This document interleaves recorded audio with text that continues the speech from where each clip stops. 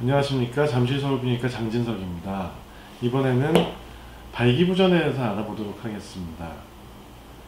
발기부전 또는 발기력 저하는 섹스를 하기에 충분히 발기가 되지 않거나 또는 유지가 잘 되지 않는 것을 의미합니다.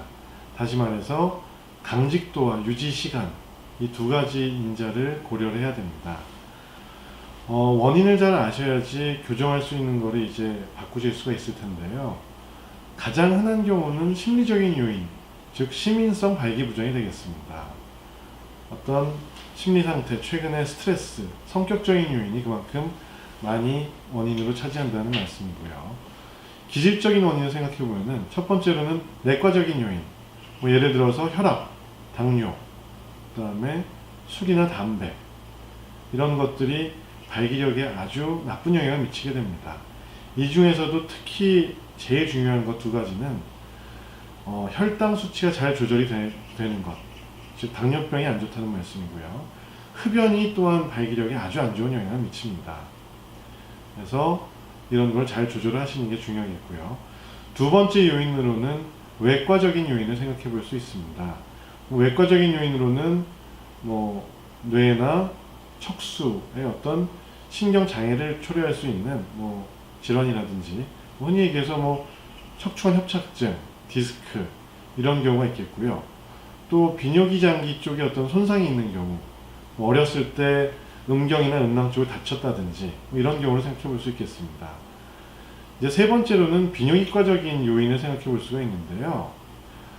두 가지 인자는 남성 호르몬이 좀 떨어지는 경우가 있습니다. 갱년기 증상의 일환일 수도 있고요. 이런 경우에 발기력이 떨어질 수가 있고, 두 번째로 전립선에 문제가 있는 경우에도 발기력 저하를 경험할 수가 있게 됩니다. 따라서 비뇨기과에 방문하시면은 이 비뇨기과적인 요인을 감별하기 위해서는 음경의 도플러 초음파 검사라든지 남성 호르몬 수치 체크라든지 그리고 전립선 검진을 통해서 교정할 수 있는 요인이 있는지를 살펴보게 되고, 어떤 질환, 교정할 만한 질환에 의한 발기부전이라면은 이 질환을 먼저 치료를 해야 될 것이고요. 만약에 교정할 만한 질환이 없고 심리적인 요인이 대부분이라고 생각이 된다면은 발기 약제를 처방하게 됩니다. 발기력을 교정하기 위한 약제에는 널리 요즘은 알려져 있지만 PDE5 이니비터라고 하는 예를 들어서 비아그라, 시알리스, 레비트라, 엠빅스, 자이드나 이런 약제가 되겠고요.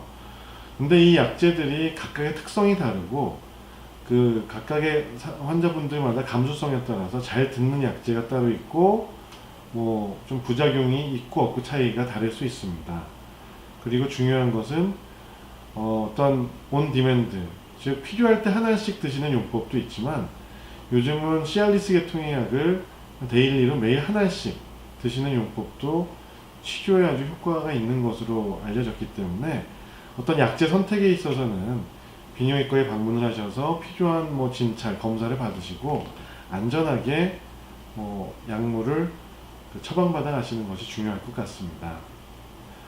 그리고 아울러 말씀드릴 거는 어떤 발기력 저하 자체가 어떤 메타볼릭 신드롬, 아까 말씀드린 혈압, 당뇨, 고지혈증 이런 거에 어떤 전조 증상일 수가 있거든요.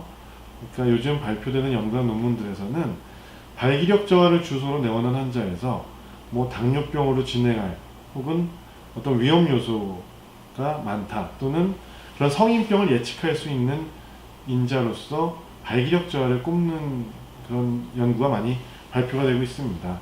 그래서 이 발기력 저하가 있을 때 단순히 이게 어떤 발기부전 약을 처방하러 와야지라는 것보다도 다른 어떤 내과적인 문제나 다른 몸에 이상이 있는 사인은 아닐지, 신호는 아닐지 이런 거를 따져보시는 것이 중요할 것 같습니다. 이상 발기부전에 대해서 말씀드렸습니다. 감사합니다.